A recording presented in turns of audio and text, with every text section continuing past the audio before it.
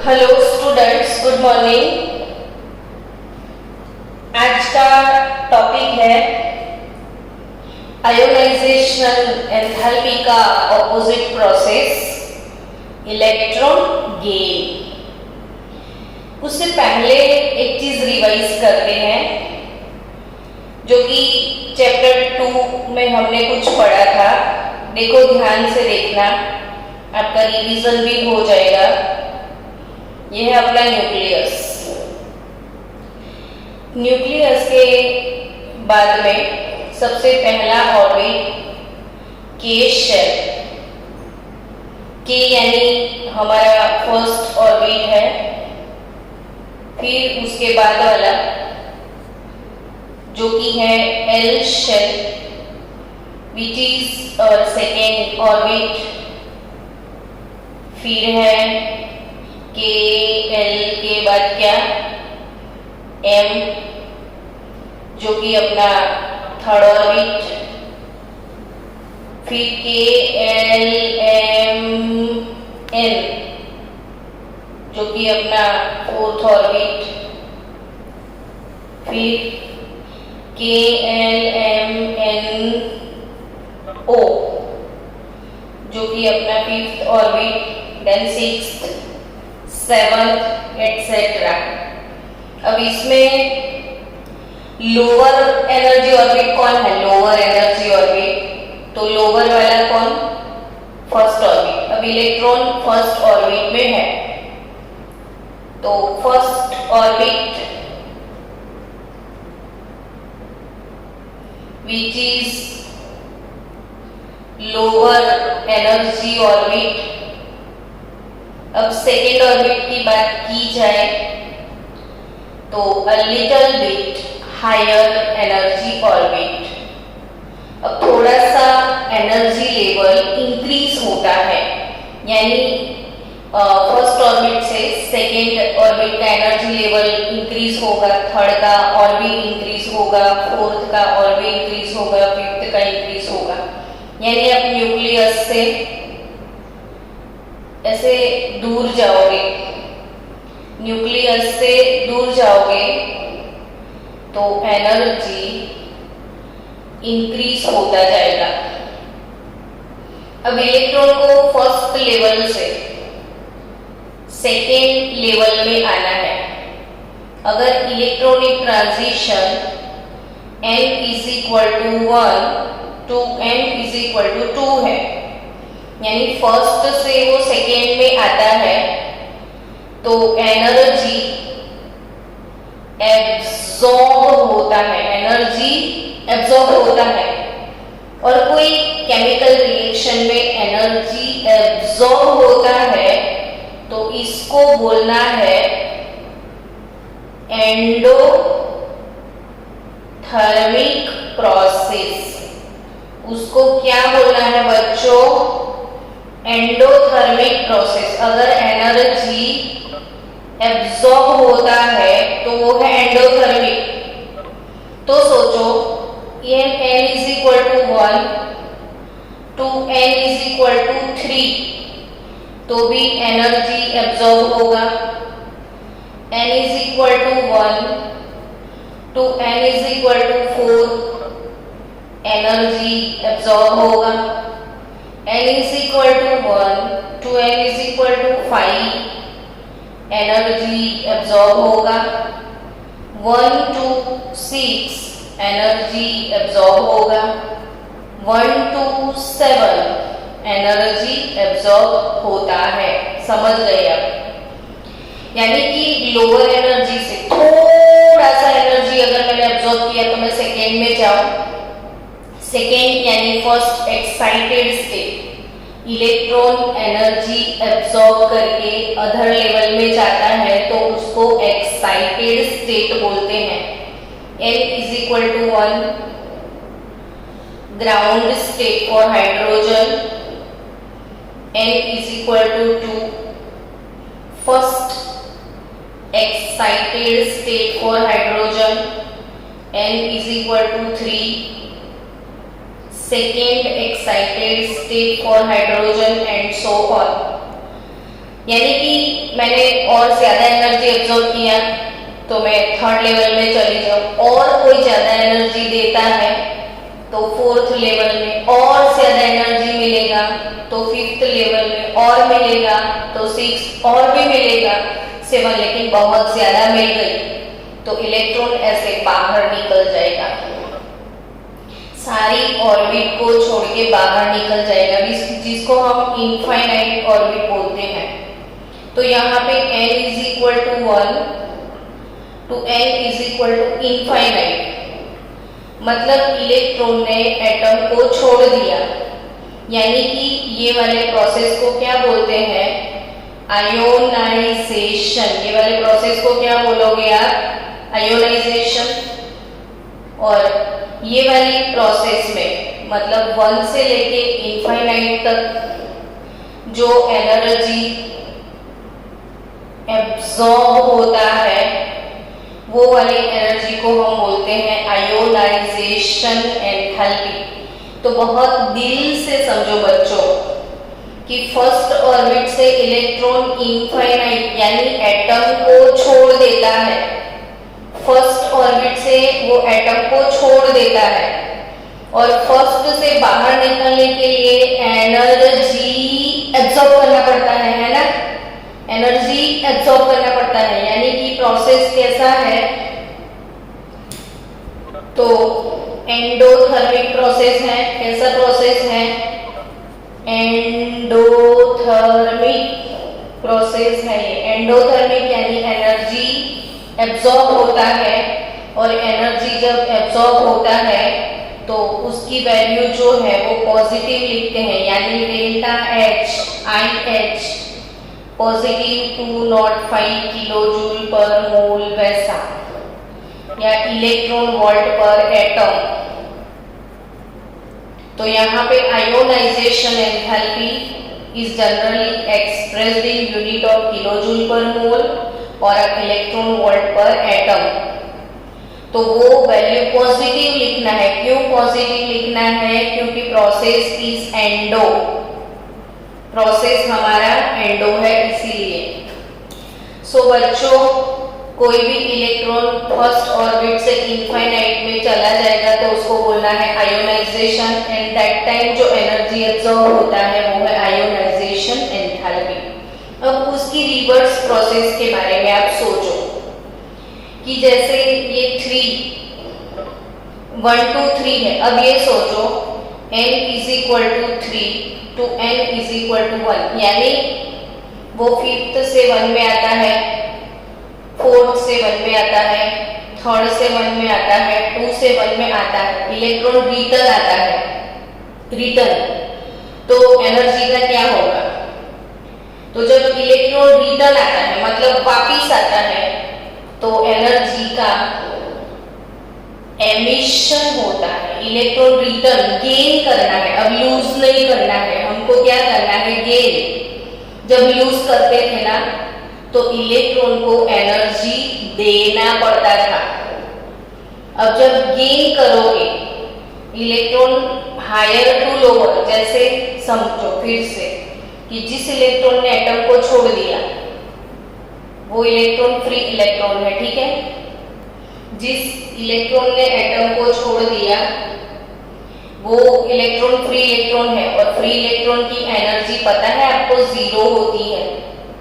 Free electron की energy हमने 0 consider करी है। अब जैसे आप यूं जा रहे थे तो एनर्जी एब्जॉर्ब कर रहे थे, अब न्यूक्लियस की टुवर्ड्स आ रहे हो तो एनर्जी क्या करोगे आप, रिलीज करोगे। अब इसकी 0 है, ऐसे आता है तो डिक्रीज होता है, तो 0 से डिक्रीज होता है तो वो नेगेटिव होता है ना। कोई चीज 0 से डिक्रीज हो तो उसका साइन क्या आता है, नेगेटिव आता है। तो समझना नई एंथैल्पी आज पढ़ने के लिए जा रहे हो आप, which is electron gain enthalpy, electron gain enthalpy. अब इलेक्ट्रॉन गेन एंथैल्पी का डेफिनेशन पढ़ो। देखो, एडिशन ऑफ एन इलेक्ट्रॉन, ध्यान से देखना, addition of an electron, electron gain enthalpy यानी addition of electron, addition of an electron to a neutral gaseous atom converts into a negative ion which results in change of enthalpy. This is known as electron gain enthalpy. अब यहाँ पे student X isolated gaseous atom,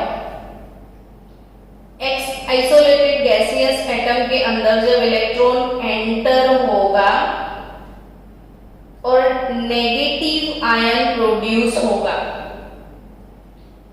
तो जब negative ion बनता है तो होता क्या है, देखो ये न्यूक्लियस, ये ऑर्बिट, सपोज ये लास्ट ऑर्बिट और इलेक्ट्रॉन ये वाली ऑर्बिट में एंटर होता है।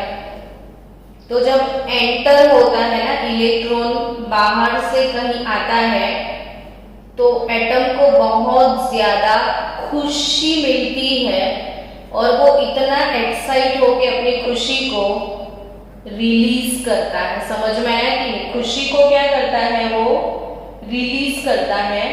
तो यहाँ पे जो खुशी रिलीज होती है, यानी खुशी तो रिलीज नहीं होती है, एनर्जी जो एमिट होती है या रिलीज होती है उसको बोलना है इलेक्ट्रॉन गेन एंथैल्पी। तो अब इसका सिंबल क्या होगा, तो कि केमिस्ट्री में कोई भी एंथैल्पी का सिंबल डेल्टा H होता है, लेकिन जो प्रोसेस है इलेक्ट्रॉन गेन करने का, तो यहाँ पे आपको इलेक्ट्रॉन गेन यानी Eg लिखना होता है। तो सिंबल डेल्टा EgH। अब वो क्वेश्चन अराइज होगा कि यहाँ पे एनर्जी रिलीज होता है, लेकिन ईच एंड एवरी केस में एनर्जी यहाँ पे रिलीज नहीं होता है, कभी कभी एनर्जी एब्जॉर्ब भी होता है।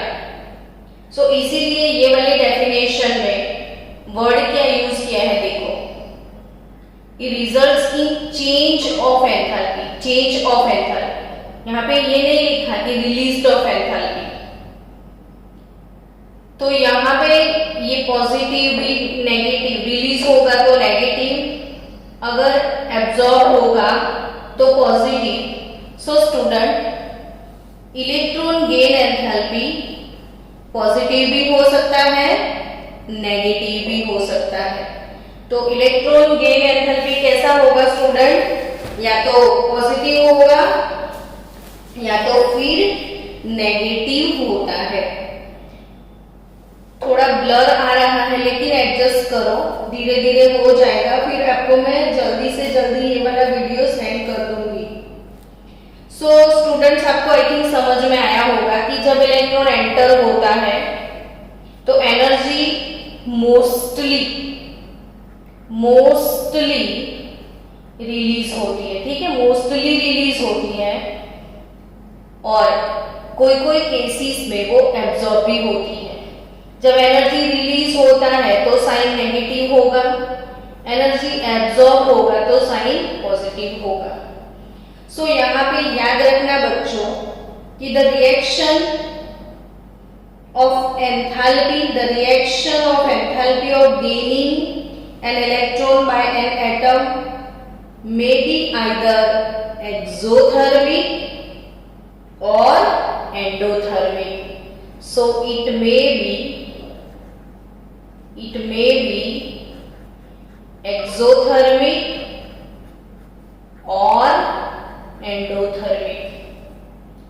So ऐसा क्यों होता है वो समझते हैं। तो actually it depends upon the corresponding element, वो एलिमेंट कैसा है उस पर डिपेंड करता है। फॉर एग्जाम्पल, एक सिंपल सी बात की जाए, कि अगर कोई नोबल गैस है, नोबल गैस यानी कि हमारे जो 18th ग्रुप वाले element helium, neon, argon, krypton, xenon, radon, oganesson, ये नोबल गैसेस है। ग्रुप कौन सा? 18। बार बार मैं इसीलिए सबके नाम लिखती रहती हूँ ताकि आपके प्रिपेयर हो जाए। सो नोबल गैसेस जो है 18th ग्रुप वाले helium, neon, argon, krypton, xenon, radon, oganesson, इनको नोबल क्यों बोलते हैं? क्योंकि ना वो मेटल है ना वो नॉन मेटल है। अब मेटल किसको बोलते हैं? तो मेटल वो होता है जो इलेक्ट्रॉन लूज करता है। नॉन मेटल किसको बोलते हैं? तो नॉन मेटल वो होता है जो इलेक्ट्रॉन गेन करता है। फिर से एक बार ध्यान से सुनो, मेटल वो होता है जो इलेक्ट्रॉन लूज करता है, नॉन मेटल वो होता है जो इलेक्ट्रॉन गेन करता है। तो ये तो 18th ग्रुप वाले फुल्ली फिल्ड ऑर्बिट वाले, ना इनको किसी से इलेक्ट्रॉन लेना है ना इलेक्ट्रॉन लेना है ना इलेक्ट्रॉन देना है। सो नो लेना देना किसी से भी। तो किसी से कुछ लेना नहीं, किसी को कुछ देना नहीं, तो ना वो मेटल ना वो नॉन मेटल, इसीलिए इनको पता है नोबल गैस बोलते हैं। तो नोबल गैस यानी इसका मतलब ये होता है कि ना वो मेटल है ना कि वो नॉन मेटल है। सो यहाँ पे इनको इनर्ट भी बोला जाता है। इनर्ट क्यों बोलते हैं? क्योंकि वो किसी के साथ रिएक्ट नहीं करते हैं। रिएक्ट क्यों नहीं करते हैं? क्योंकि उनकी लास्ट ऑर्बिट इलेक्ट्रॉन से फुल्ली फिल्ड है, उनका ऑक्टेट क्लियर है। सबको लेना और देना क्यों होता है? ऑक्टेट क्लियर करने के लिए। इनका तो ऑलरेडी क्लियर है, तो वो क्यों किसी से ले और किसी को दे? सो इसलिए ये वाले जो इनर्ट गैसेस है 18th ग्रुप वाले लोग, इनको किसी से भी इलेक्ट्रॉन एक्सेप्ट करना ही नहीं है। जब किसी से इलेक्ट्रॉन एक्सेप्ट ही नहीं करना है तो वो कैसे इलेक्ट्रॉन रिसीव करेंगे? नहीं करेंगे। और आप अगर इनको आपको इनके अंदर इलेक्ट्रॉन डालना है तो बहुत ज्यादा जबरदस्ती इलेक्ट्रॉन डालना पड़ेगा। जबरदस्ती यानी फोर्सफुली आप इलेक्ट्रॉन डालोगे, और फोर्सफुली यानी अपने एनर्जी दिया। यानी आप याद रखना कि जो 18th ग्रुप वाले नोबल गैसेस है उनको इलेक्ट्रॉन गेन करने के बाद एनर्जी रिलीज नहीं होता है, जबरदस्ती इलेक्ट्रॉन घुसाना पड़ता है। तो उनकी जो इलेक्ट्रॉन गेन एंथैल्पी है वो पॉजिटिव है, यानी कि यहाँ पे रिएक्शन एंडोथर्मिक होगा। यहाँ पे रिएक्शन कैसा होगा? एंडोथर्मिक। फिर से एक बार बच्चों डेफिनेशन को ध्यान से पढ़ लिया जाए। Addition of an electron to a neutral gaseous atom. ये है न्यूट्रल गैसियस एटम। इनके अंदर इलेक्ट्रॉन को ऐड करना है। बनेगा क्या? तो negative ion. Atom converts into a negative ion which results in change of enthalpy. Either it is absorbed or released. This is known as electron gain enthalpy. This is known as electron gain enthalpy. अब हम बात करते हैं successive electron gain enthalpy की। Successive यानी कि बच्चों step by step क्या होता है वो समझते हैं। फॉर एग्जाम्पल ऑक्सीजन है, ये बहुत ध्यान से ये वाला एग्जाम्पल पढ़ना है। ऑक्सीजन एक आइसोलेटेड गैस है। अगर उसने पहला इलेक्ट्रॉन गेन किया तो वो बनेगा O-। फर्स्ट इलेक्ट्रॉन गेन किया ना, तो ये first electron gain enthalpy delta Eg1, तो पहला इलेक्ट्रॉन गेन करने की खुशी उसको बहुत ही ज्यादा होने वाली है, सो वो एनर्जी को रिलीज करेगा। याद रखना बच्चों, first electron gain enthalpy positive होता है, सॉरी नेगेटिव होता है, एनर्जी रिलीज होता है। अब उसने एक इलेक्ट्रॉन गेन करने के बाद O-1 बना दिया। अब आपको दूसरा इलेक्ट्रॉन एंटर करवाना है, बनाओगे आप O-2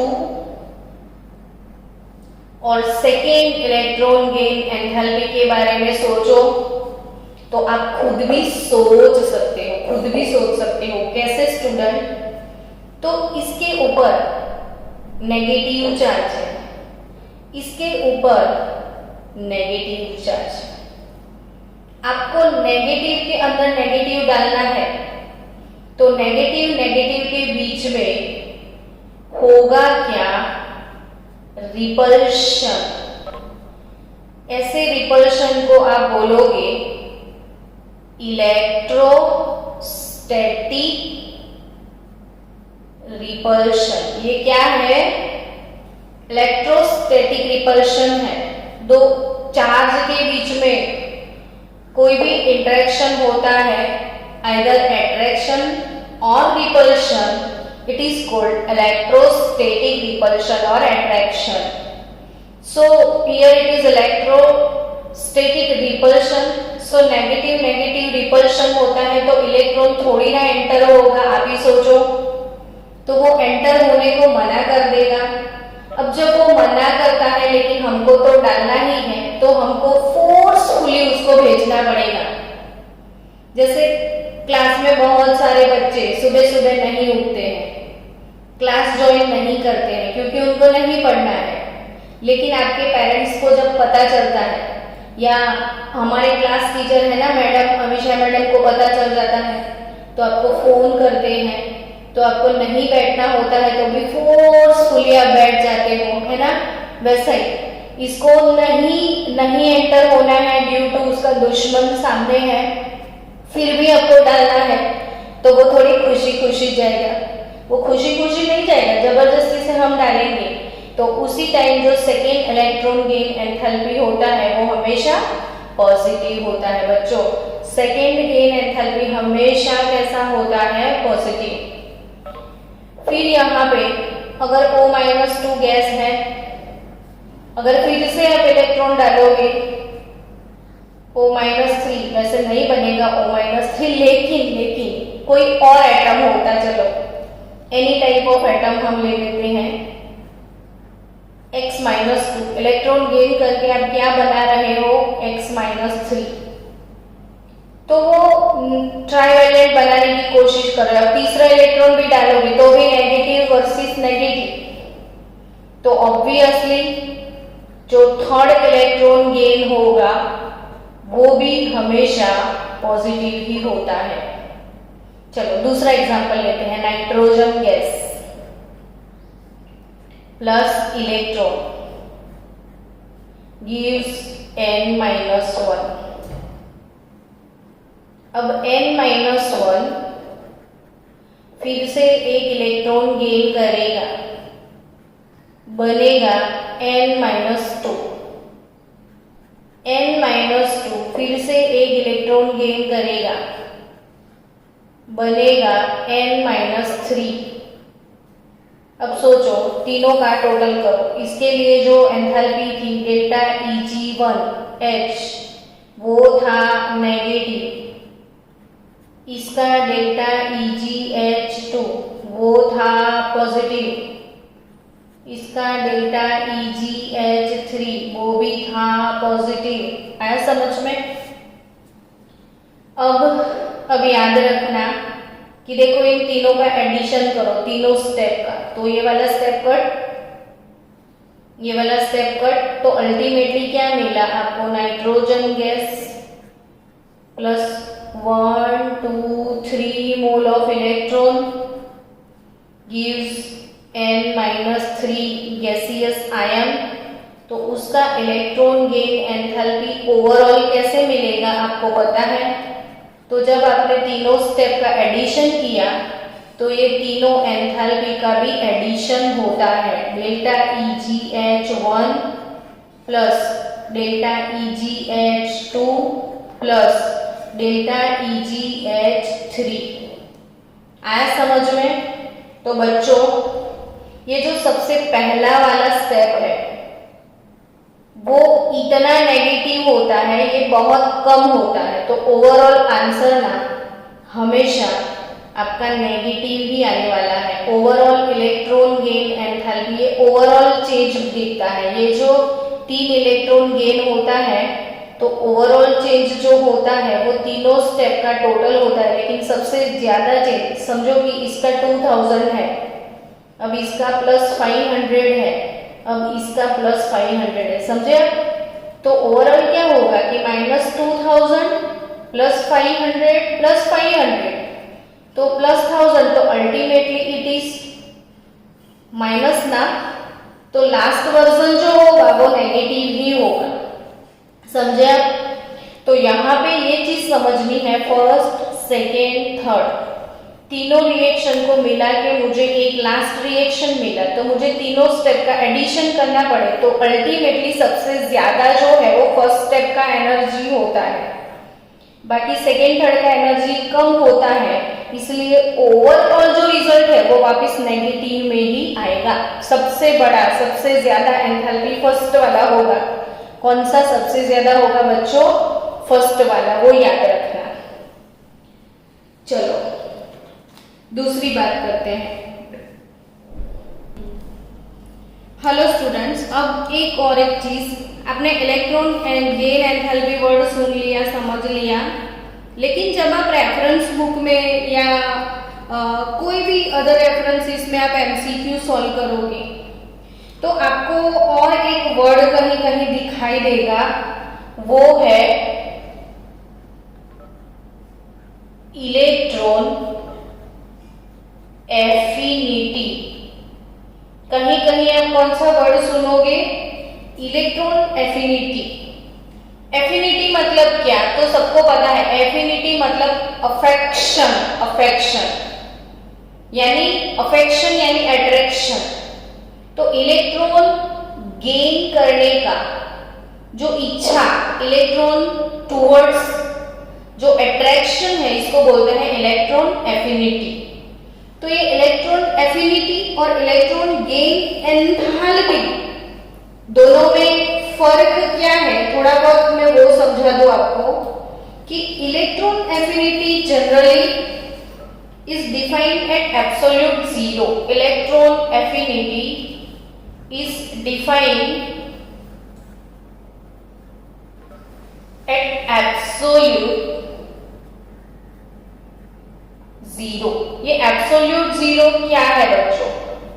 तो absolute केमिस्ट्री में स्टैंडर्ड टेम्परेचर 0 डिग्री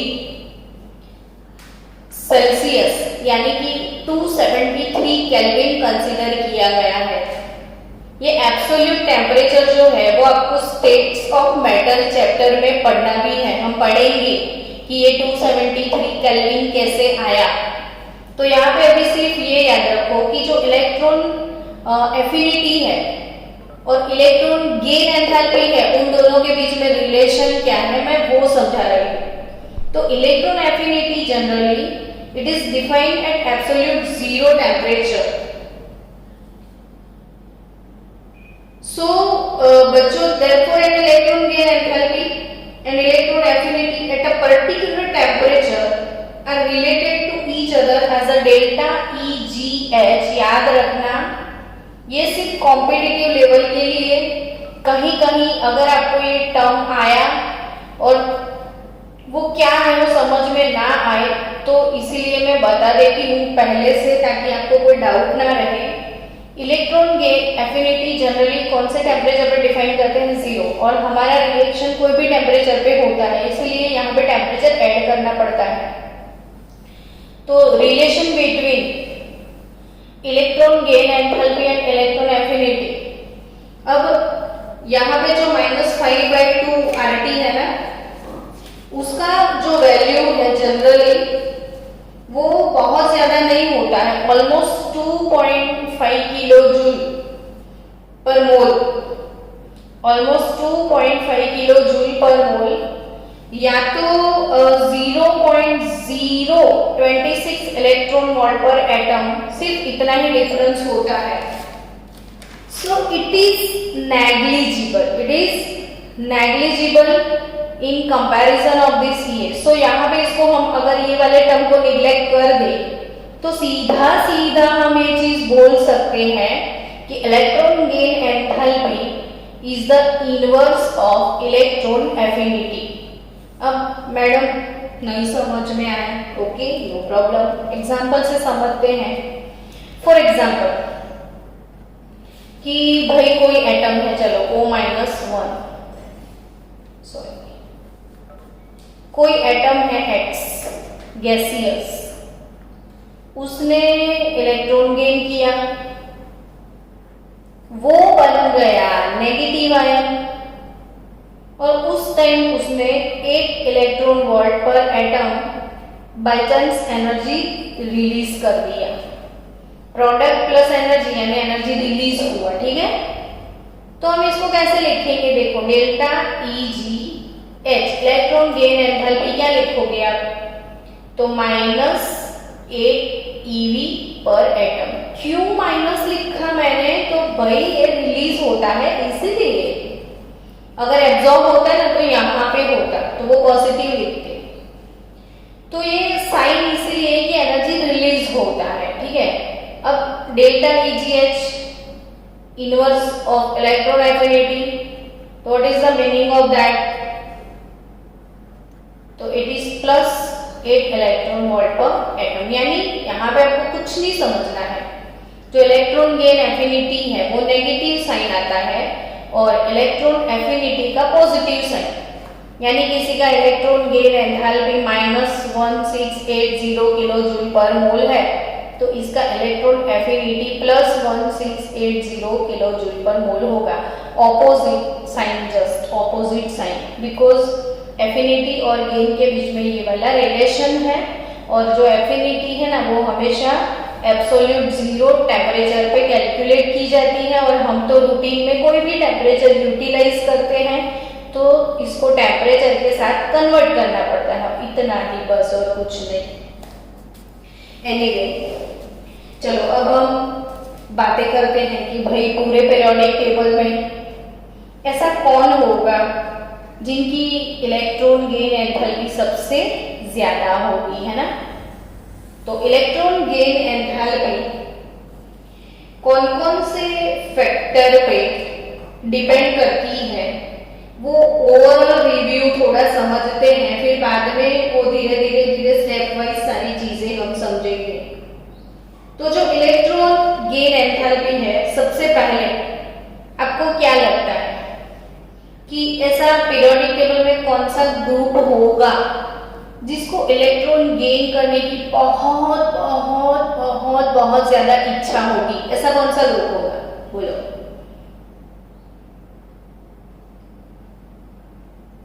अच्छा ये बताओ, पीरियोडिक टेबल में ऐसा कौन सा ग्रुप है जिसको इलेक्ट्रॉन लूज करने की बहुत बहुत बहुत ज्यादा टेंडेंसी है लूज करने की, तो फर्स्ट ग्रुप का कॉन्फ़िगरेशन देखो, नोबल गैस NS1, यानी सबकी लास्ट ऑर्बिट में एक इलेक्ट्रॉन है, और 17th ग्रुप, इसका कॉन्फ़िगरेशन देखो, नोबल ग्रुप NS2 NP5, यानी इन लोगों की लास्ट ऑर्बिट में 7 इलेक्ट्रॉन है, इनकी लास्ट ऑर्बिट में 1 इलेक्ट्रॉन है। सो पीरियोडिक टेबल का जो फर्स्ट ग्रुप होता है ना बच्चों, उनको कैसा है, काश कोई आए, और मेरा एक इलेक्ट्रॉन ले जाए। काश कोई आए और मेरा एक इलेक्ट्रॉन ले जाए। वो बहुत ज्यादा एक्साइटेड है एक इलेक्ट्रॉन को निकालने के लिए। तो यहाँ पे क्या सीन होगा 17th में? काश कोई आए और मुझे एक इलेक्ट्रॉन दे जाए। इनकी टेंडेंसी है काश कोई आ जाए मुझे एक देके जाए। इनकी टेंडेंसी है काश कोई आए मेरा एक लेके जाए। सो ये लोग इलेक्ट्रॉन लूज करेंगे। इनको एक इलेक्ट्रॉन गेन करने की बहुत ज्यादा जल्दी है इनको लूज करने की। So they are called reactive elements as well as 17th वाले भी है रिएक्टिव। ये भी एक्सेस रिएक्टिव है, ये भी एक्सेस रिएक्टिव है। ये लूज करने को रिएक्टिव है, ये गेन करने को रिएक्टिव है। इन दोनों को ऐसा है काश काश काश। तो सोचो फर्स्ट वालों को लूज करना है, 17 वालों को गेन करना है। इसीलिए तो फर्स्ट वाले और 17 वालों के बीच में हमेशा आयोनिक बॉन्ड बनता है। आयोनिक बॉन्ड क्यों? क्योंकि ये लोग एक इलेक्ट्रॉन लूज करके पॉजिटिव आयन बना देते हैं, ये लोग एक इलेक्ट्रॉन गेन करके नेगेटिव आयन बना लेते हैं। और पॉजिटिव नेगेटिव जैसे सोडियम तो वो फर्स्ट ग्रुप एलिमेंट, क्लोरीन तो वो 17 ग्रुप। इसको लेना है, इसको देना है और दोनों का कॉम्बिनेशन जम के बनता है NaCl। जबरदस्त कॉम्बिनेशन है सोडियम क्लोराइड। ये आयोनिक बॉन्ड है जिसमें आयंस होते हैं। सो यहाँ पे सोच लिया ना, फर्स्ट ग्रुप वाला very very low ionization enthalpy, very low ionization enthalpy, क्योंकि इसने एक इलेक्ट्रॉन लूज कर दिया, वो बहुत खुश हो गया। इसने गेन किया और इतना ज्यादा खुश हो गया, वो गेन करके इतना इतना इतना ज्यादा खुश हो जाते हैं कि जबरदस्त एनर्जी रिलीज करते हैं। तो पूरे पीरियोडिक टेबल में हाईएस्ट इलेक्ट्रॉन गेन एंथैल्पी है 17th ग्रुप एलिमेंट। 10 टाइम लिख दो ताकि आपको याद हो जाए। Highest highest highest electron gain enthalpy 17th group elements की है। सो वो बहुत बहुत बहुत ज्यादा 17th ग्रुप वाले एलिमेंट्स बहुत ही ज्यादा एक्साइटेड है इलेक्ट्रॉन गेन करने के लिए।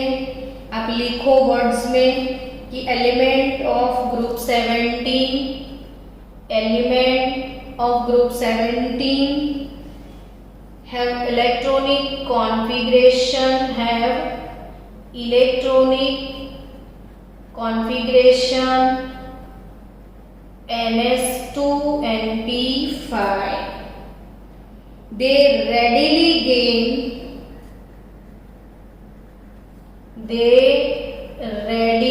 gain one electron. They readily gain one electron, and when they gain one electron, they release. When they gain one electron, they release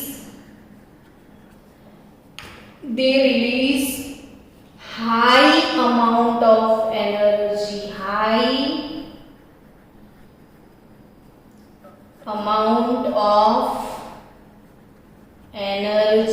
they release high amount of energy. Therefore their electron gain enthalpies are highly negative. Therefore electron gain enthalpies of 17th group element is highly negative, बहुत ज्यादा energy वो release कर देते हैं।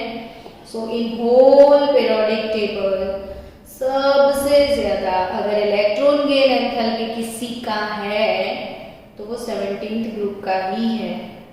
और सबसे कम किसका होगा? सबसे कम, हाईएस्ट तो 17th, और लोएस्ट तो फर्स्ट ग्रुप, 18th ग्रुप।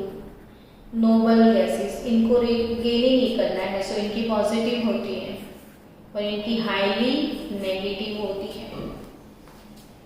आपने आयोनाइजेशन एंथैल्पी में हाईएस्ट और लोएस्ट देखा था। आयोनाइजेशन एंथैल्पी लोएस्ट किसका था? फर्स्ट ग्रुप का, और हाईएस्ट किसका था? तो 17th का। अब इलेक्ट्रॉन गेन में लोएस्ट 18 का, हाईएस्ट 17 का, सॉरी यहाँ पे हाईएस्ट 18 का, यहाँ पे लोएस्ट 18 का। इनको ionisation highest, electron gain lowest. 17 group का इलेक्ट्रॉन गेन एंथैल्पी हाईएस्ट होगा। अब स्टूडेंट आपको वो ट्रेंड पढ़ना है कि when we move left to right in a period, यानी कि अलोंग विद पीरियड और अलोंग विद ग्रुप, इसमें क्या क्या चेंजेस आते हैं वो सीखना है हम। चलो सीखते हैं कि भाई व्हेन, नया पेपर लेते हैं, बंद करिए।